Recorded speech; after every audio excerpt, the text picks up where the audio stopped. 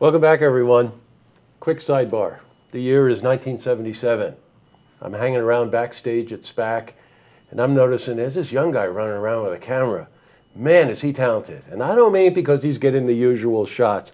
I mean because moment after moment, he's capturing the art and the majesty of the dancers in rehearsal, talking to Mr. Balanchine, doing an assortment of things. Fast forward, 40-something years later, we're friends. It's Paul Kolnik. He's back again. Welcome back. Thanks, Jesse. Good to be back. Haven't heard the term young man for quite a while, but thank you for that. You know, I remember it just so clearly, Paul. You know, many people refer to that as the golden age of the company. That's a referral to the fact, of course, that Mr. Balanchine was still alive, and dancers like Baryshnikov and Peter Martins, Patricia McBride, Suzanne Farrell, some of the names that are legendary now, but at the time were just, they were there. That was it, right? That was the present. What was it like? What was it like then? Well, you know, it's of course fantastic. The fact that Mr. Balanchine is there, everything sort of moved around him, yeah, you know, in the best possible way. So I'm grateful to have been there at that time. And I think one of the things for me is, though I'm grateful for that, and it was a great time, sometimes people, you know, they'll have a type of nostalgia like, oh, it was great when he was there and times have changed. Well, that's what life is. Times always change. Right. But what I think is wonderful is to have had that time, and things change moment to moment, which is actually the title of my exhibition. That's called right. Moment to Moment. Right. And what happens is, you know, as we go through all that time, I feel like we find ourselves right now at, maybe I don't want to use the term golden age, but a fantastic time. The dancers look great. The ballets look great. And in this exhibition that I have at the National Museum of Dance, I wanted to actually highlight a lot of those dancers of today. And what I think is nice about that for the people going to the ballet now, if they see the images in the show, there will be these great things from the 70s all the way through to the present time. And as I said, I wanted to be kind of an homage through the whole time, but also sort of ending on, for me, the present. Yes, yeah, you know, sure. Always the present. Well, you know what? What I think is very interesting, somewhat reflective by the way you sound, but the idea that the legacy of the company is passed on in one of the real oral traditions of our time and culture, which is that the dancers teach the younger dancers. Right. And you watch this. Now, the dancers in the 70s had Mr. B there, but these dancers have Peter Martins. Right. They have Cheryl Ware. They have a lot of the dancers who were the students of Mr. Balanchine from that period who are now the teachers. What a wonderful tradition to pass on. Yeah, and that's the way ballet goes as an art form. And especially when you think of it as being bodies learning these roles, nothing better than you learn by example, by what you hear and see.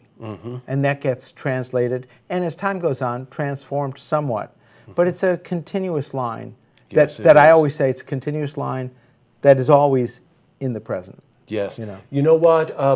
We're going to show you an example of a photograph. Before we go to it, I just want you to be aware of the fact that, you know, the photo you're seeing is from the 70s, and that it really highlights what Paul just said, which is capturing the moment. Can we see this photograph, and then Paul, tell us about it?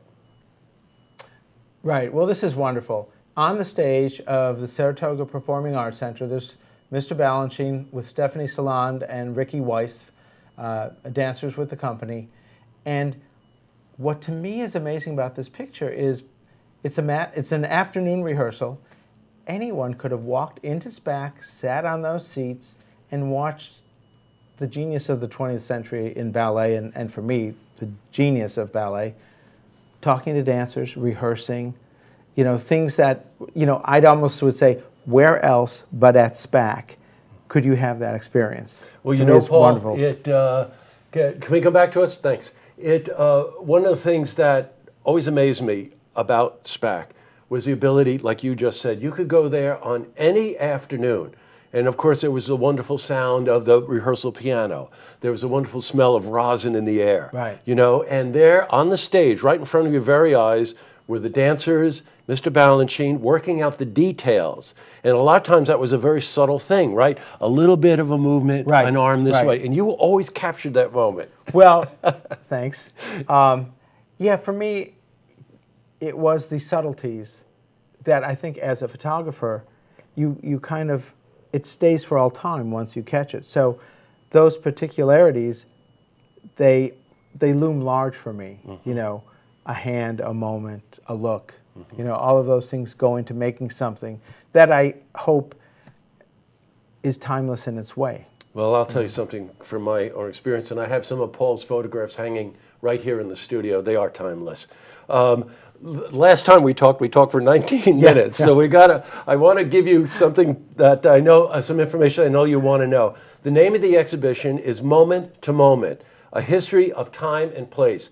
It is at the National Museum of Dance in Saratoga. There are 50 of Paul's prints on the wall covering 40 years of the history of the New York City Ballet at Saratoga. So every one of those 50 shots is something that was shot at Saratoga. I've seen the photos. They're magnificent. They're the kind of photographs that you spend time with. You just don't walk through and go, oh, isn't there a bunch of nice pictures? You study these photographs because in every single one of it, there's a moment to capture. Yeah. And I do want to mention just a couple of other things. You're giving a pre-performance talk next Wednesday? Yes, Wednesday, July 27th at the Hall of Springs at SPAC. And normally those talks are from 7 to 7:30.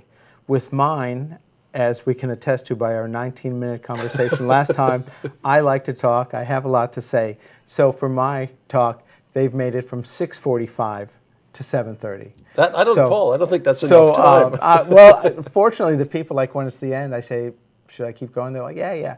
So it's a great time. And this year, I normally would just give a talk.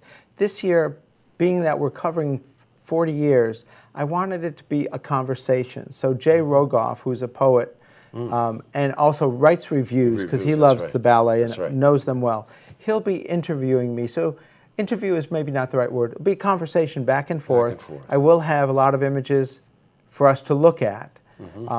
But I think it'll be an interesting time dealing, as I say, from the very first moment all the way to the present, which is well, you know what? I highly recommend any of you that are interested in dance that you get the opportunity to go to the pre-performance talk. It's next Wednesday, the 27th, 6:45, right at the Hall of Springs, right? Isn't that where they do it? And you'll get to see some photography. You'll get to meet Paul, talk to Paul, hear him in a conversation, and you'll get to understand so many of the subtleties of the things that we've been talking about. One last thing, this Sunday night at the National Museum of Dance, starting at 8 o'clock, for $25, you can go to a jazz celebration. And that will feature musicians from the New York City Ballet. They have a jazz ensemble. Yeah. And they'll be performing. You get to see Paul's photography, and you can help raise funds for the New York City Ballet. I think we made it in less than 19 minutes. What do you think? We did a great job this time. Thank you so much for coming in. It's always great to see you, Paul. My pleasure. Yeah, you're quite welcome. All righty.